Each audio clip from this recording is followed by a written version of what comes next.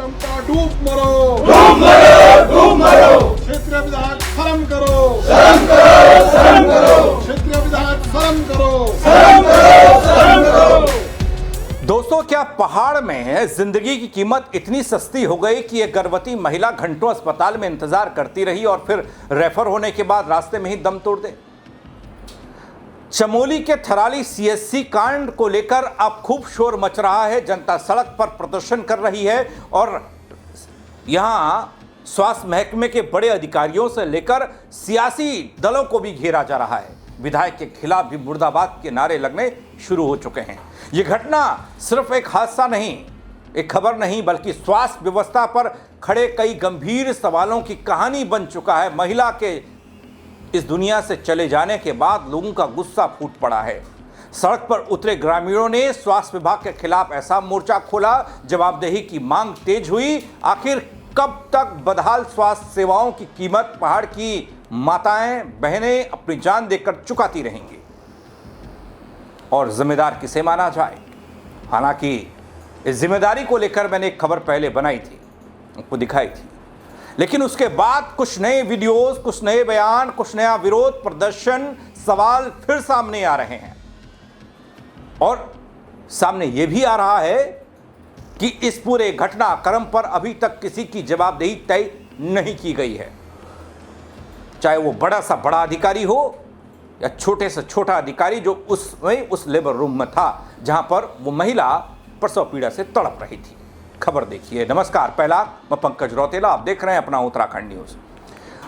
दोस्तों, चमोली के थराली में स्वास्थ्य व्यवस्था एक बार फिर से सवालों के घेरे में है। प्रसव पीड़ा से जूझ रही एक गर्भवती महिला को समय पर इलाज नहीं मिल रहा, वो घंटों बाद हायर सेंटर रेफर होती है, रास्ते में ही उसकी जिंदगी खत्म हो जाती है, सांसें छिन जाती हैं। इस घटना के बाद अब लोगों का गुस्सा फूट पड़ा है। सड़क पर ग्रामीण खड़े हैं और स्वास्थ्य विभाग के खिलाफ जमकर प्रदर्शन होना शुरू हो गया। एक स्वास्थ्य आंदोलन की शुरुआत कुमाऊं के चौखुटिया से हुई थी। वहां भी मसला डॉक्टर्स की कमी का था, संसाधनों के अभाव का था और ऐसा लगा कि सिर्फ एक चौखुटिया वाली घटना ने पूरे उत्तराखंड के पीएचसी सीएचसी की पोल खोलकर रख दी। वहां पर जैसे तैसे एक दो डॉक्टर, कुछ मशीनें, कुछ टेक्नीशियन भेजकर मामले को शांत करा दिया गया। लेकिन बाकी सीएचसी का क्या होगा? ये थराली सीएचसी का क्या होगा? अब यहां सिर्फ एक महिला की मौत का मामला नहीं है, उस व्यवस्था का मामला है जिस पर लोगों की जिंदगी बचाने की जिम्मेदारी होती है और वही मार रहा है। और पहाड़ पर रहने वाली महिलाएं संघर्ष कर रही हैं और संघर्ष के बाद दम तोड़ रही हैं। जिम्मेदारी तय होने में ही यहां कई दिन बीत जाते हैं। बल जहां एक गर्भवती महिला को रेफर करने के लिए कम से कम 5 से 6 घंटे का वक्त लगता है, वहां कार्रवाई के नाम पर सिर्फ खाना पूर्ति होती है, 2-3 का वक्त बीतता है और कोई कार्रवाई किसी पर नहीं होती। अब जरा इस तस्वीर को पहले देख लीजिए। ना उसमें कोई पंखा का सुविधा, ना उसमें कोई दवाई, ना उसमें कोई ऑक्सीजन, कुछ भी नहीं था। ऐसे गर्मी में गए, हमने पानी डाल के वहाँ पर उसका प्राण लेके गए, पर नष्ट होगा मास्टर। तुम बड़ा डॉक्टर के वो बने साले, तुम्हारा भला नहीं होगा। आज मेरे इतने छोटे छोटे पोते, हे भगवान तुम्हारा वैसा ही जा। माता जी दिल मजबूत करें और न्याय जरूर मिलेगा आपको। और आप ये नगना मेरे तो बिल्कुल ना था, ना छोड़ दिया, क्या नहीं मिलेगी मेरे को? कौन करेगा इनका पालन पोषण? मेरी तो बता, मैं भी बीमार हूं। दोस्तों, सामुदायिक स्वास्थ्य केंद्र थराली से रेफर कुराड़ गांव के एक आफर तोक की गर्भवती महिला जिसकी उम्र 35 साल थी। यह वाकया सोमवार का है। मंगलवार को पूरे घटनाक्रम पर शोर रहा और बुधवार को खूब प्रदर्शन हुआ। हायर सेंटर ले जाते समय रास्ते में मौत हो गई। मृतका के परिजन स्वजन उप जिला चिकित्सालय ले गए, लेकिन अस्पताल में डॉक्टर्स ने जवाब दे दिया। सीएससी के डॉक्टर्स पर लापरवाही के आरोप तमाम लगे और कार्रवाई हो, इस बात को लेकर आवाज उठने लगी। और अब तो धीरे धीरे स्थानीय लोगों का समर्थन भी परिजनों को मिलता दिख रहा है। मैं आपको एक और तस्वीर दिखाने जा रहा हूं, कैसे इस एक मामले ने स्वास्थ्य महकमे की पूरी पोल पट्टी खोल दी है। और सबसे बड़ी बात यह है कि इस मामले में अब तक ना तो कोई बड़ी और संतोषजनक कार्रवाई देखने को मिली और ना ही किसी जनप्रतिनिधि ने कोई सुध ली है। ऐसे में लोग अब सड़क पर हैं। पुलिसकर्मी काम मरे हुए थे जिस समय मेरी बहन अंतिम सांसें गिन रही थी। तुम्हारा 108 के समय तुम्हारा पंखा नहीं था, 108 में तुम्हारा ऑक्सीजन नहीं था। उस समय ये झारखंड सरकार कहाँ मरी हुई थी? यहाँ के चिकित्सक कहाँ मरे हुए थे? कहाँ मरा हुआ था यहाँ का शासन और प्रशासन? विधायक जी आज मेरी बहन को मरे हुए 24 से 26 घंटे होने को हैं। विधायक जी ने एक नॉर्मल संवेदना व्यक्त नहीं की मेरे परिवार के प्रति। मैं क्या समझू विधायक को?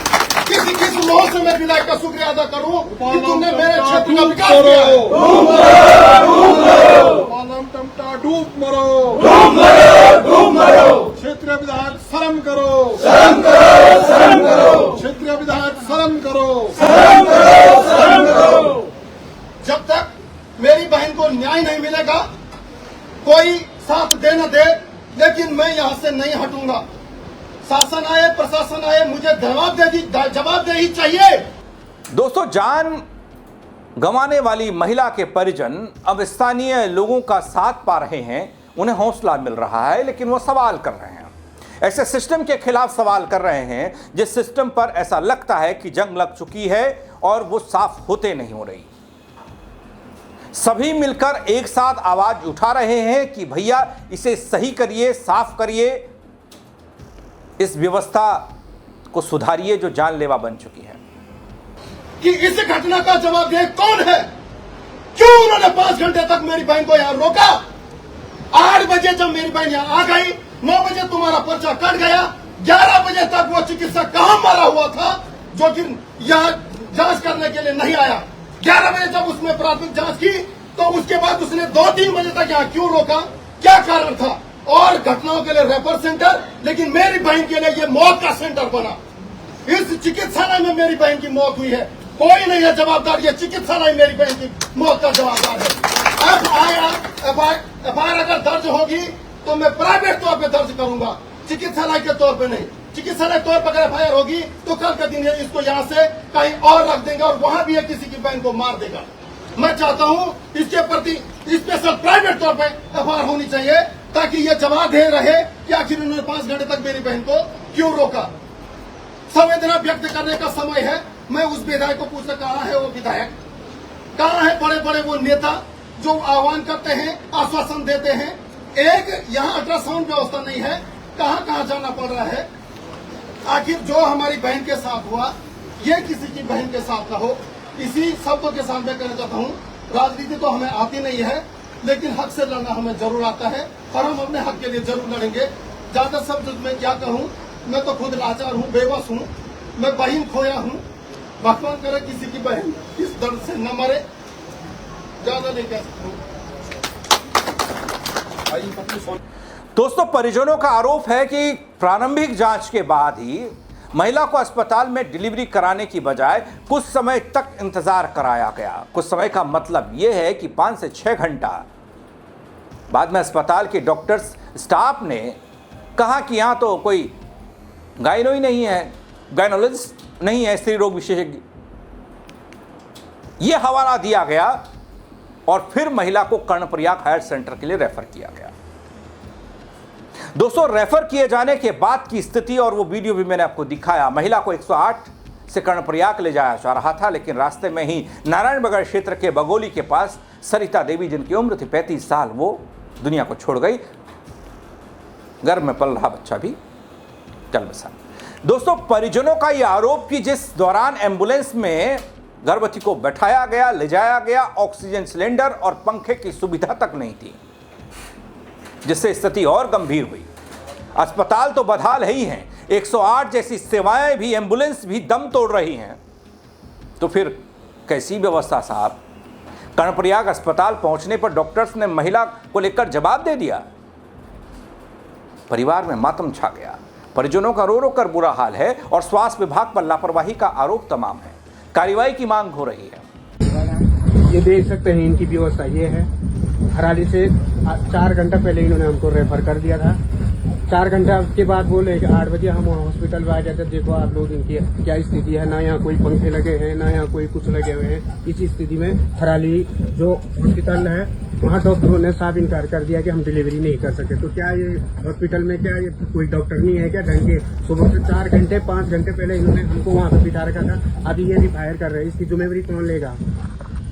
तो सवाल सिर्फ दोस्तों एक महिला या सरिता देवी का नहीं है, उनके जाने का नहीं है। सवाल उस पूरे स्वास्थ्य सिस्टम का है, व्यवस्था का है, जो पहाड़ की महिलाओं को समय समय पर इलाज तक नहीं दे पा रहा। आखिर थराली सीएससी में स्त्री रोग विशेषज्ञ क्यों नहीं थी? अगर सुविधा नहीं थी तो गर्भवती महिला को घंटों अस्पताल में क्यों रोका गया? यही सवाल जो मैं पूछ रहा हूं, यही सवाल अब लोग पूछ रहे हैं और बोल रहे हैं कि इसका जवाब चाहिए। और सवाल तो इस बात को लेकर भी पूछा जा रहा है कि स्थानीय विधायक साहब आप कहां हैं ऐसे मसलों पर? रेफर करने में इतनी देरी लगी कि किसी की जान ही चली जाए तो फिर व्यवस्था किस लिए?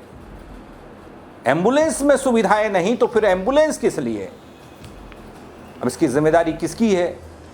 क्या हर बार एक जांच समिति बनाकर मामला ठंडे बस्ते में डाल देने वाला हमारा स्वास्थ्य महकमा इस बार भी कुछ ऐसा ही करेगा?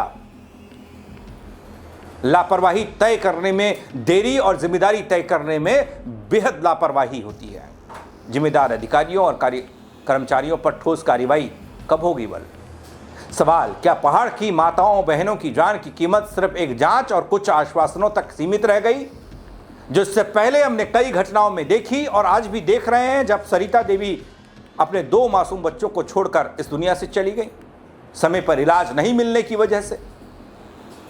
दोस्तों, परिवार नहीं बल्कि पूरा उत्तराखंड जानना चाहता है कि ऐसे सिस्टम का करें तो करें क्या? इसकी जरूरत क्यों है उत्तराखंड को? फिर क्यों पीएससी सीएससी के बड़े बड़े बोर्ड लगा रखे हैं?